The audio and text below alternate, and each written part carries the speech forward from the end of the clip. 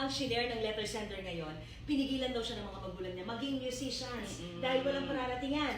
Relate kaming dalawa dyan. We have sons who are musicians. Tita A, ano bang ginawa mo sa anak mo?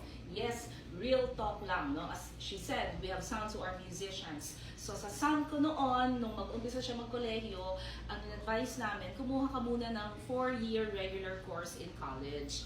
And then, on the side, gawin mo yung music mo kasi gitarista siya sa isang banda. Hanggang ngayon, ginagawa niya yun. Nag-gigs sila, no? At maraming gigs. Pero hindi namin binawalan. Sinabi namin, kumuha ka lang muna ng 4-year regular course in college. He did that. He succeeded. And he was able to use it in his corporate job for many, many, many years until this day, no? Ginagamit niya yung napag-aralan niya sa kolehiyo. At the same time, hindi niya naiwan ang kanyang musika. Nandun siya sa banda, nagigitara siya doon sa banda na yon.